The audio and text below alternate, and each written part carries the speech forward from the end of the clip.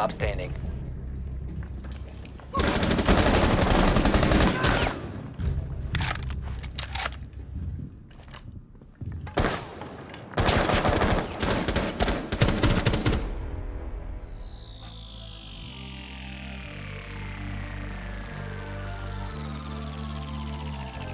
As I played Rainbow Six Siege for the first time recently, one question crossed my mind.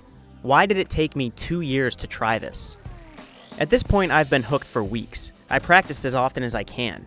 I return time and time again to this complex and rewarding shooter, and I'm still finding reasons to love it. It's a marvel of modern game design. Upon further investigation, I discovered I was not at all the only one. Since its launch in December 2015, it has tripled its total player base, accumulating 25 million users in all. 2.3 million of them play it every day. For comparison, Blizzard's Overwatch, one of the more successful multiplayer games on the market, has a little more than 30 million players. Rainbow Six isn't that far behind. Its community is not just alive, but thriving, with memes and in-jokes of its own, centered around some of the more endearingly useless playable characters.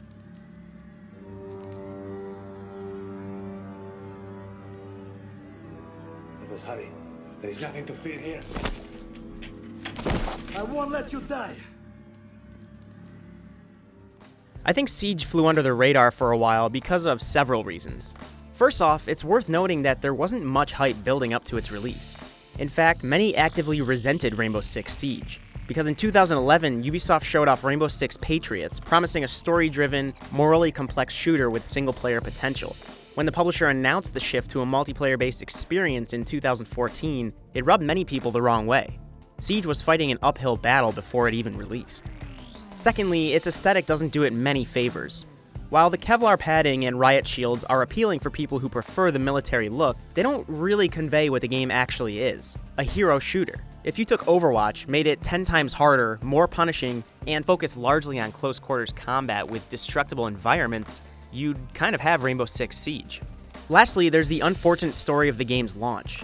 Server issues plagued its first few weeks, while a thin supply of maps and characters meant it was widely overlooked. It had the skeleton of a great game, but its bones were brittle and almost ready to break. But here's the thing. Ubisoft Montreal didn't give up. It rolled out patches and updates, bug fixes, and server maintenance. It promised a year of content that would add new characters and maps throughout the coming months. Little by little, its mea culpa won fans back. It became one of AAA Games' weirdest anomalies and one of the greatest comeback stories in the medium. That's largely because Ubisoft Montreal listened to fans. In numerous updates on its blog, the company outlined the roadmap for the year's content. It gave the usual patch notes, but also detailed exactly how those updates would meet player feedback. After steadily building its player base during 2016, Ubisoft continued through 2017 as well, and as of this video, has plans for the entirety of next year to boot. In a day and age when games are designed to have longer lifespans, offering players continual content throughout the years after release, Rainbow Six Siege puts titans such as Destiny 2 and The Division to absolute shame. It releases new characters and maps with one season of content, and continues to balance the changes well into the next. Ubisoft even postponed a whole season to make way for Operation Health, a maintenance period reviled by some fans, but in the long term, still a sign of goodwill on Ubisoft's part. It's also worth noting that all of this content releases for free. Yes, you can spend real-world money on specific cosmetic items, and to boost the unlock rate of new characters. Siege also provides an array of bonuses for buying a $30 yearly pass. But unlike games such as Battlefront 2 or Fortnite, Rainbow Six Siege doesn't feel built around this progression system at all. It is a deep, intricate game with potential for thousands of hours of playtime at no additional cost. A common complaint with Destiny or The Division, another Ubisoft-published title, is that the games themselves aren't all that fun on their own. They rely mainly on their progression aspects to keep players hooked. When they don't have solid mission and level design as a foundation to start from, people take notice. They get bored. They play other games. This may sound obvious, but I think a huge reason Siege is thriving is because it is a thrilling game in itself. It's deep, complex, unforgiving, rewarding, and exhilarating over the course of one match. I can honestly say that I would still come back to Siege even if it didn't have unlocks and progression options. I could not say the same for Destiny 2, The Division, or Battlefront 2. Siege takes time to learn, and after 150 hours, I'm nowhere near seeing every possible permutation of the maps, operators, and tactical possibilities at play. With 18 offensive characters, 18 defensive operators, and most importantly, no respawns, every little action could mean eventual victory or sudden doom. Take this match, for example.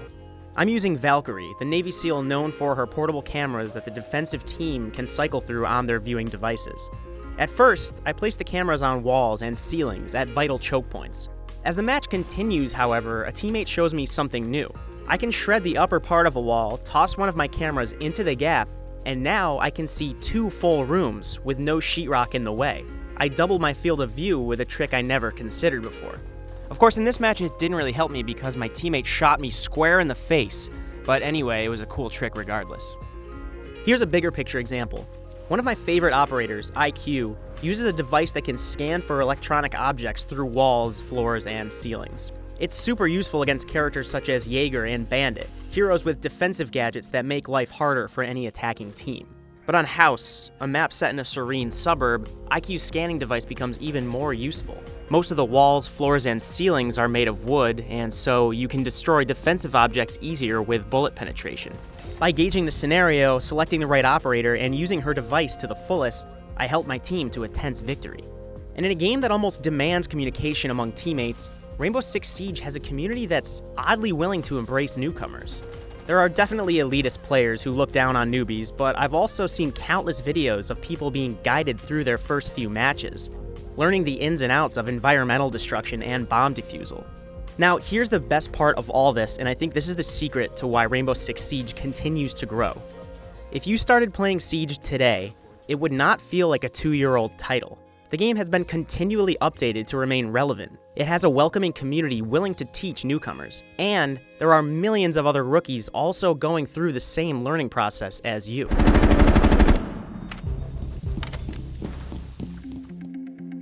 We live in a time when games are often more concerned with being platforms than discrete experiences. Destiny, Warframe, and Overwatch all follow this ethos. But for a game to truly pull it off, despite its mediocre start, is something truly amazing to see. I could go on forever, but I just want to say that I think Rainbow Six Siege is the culmination of many things I love about modern games. It has a diverse cast, a thriving community, and it's built for emergent situations like the ones I mentioned above. It's one of those games where you keep discovering uncharted depths every time you play.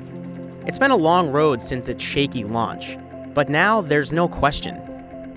Rainbow Six Siege is here to stay.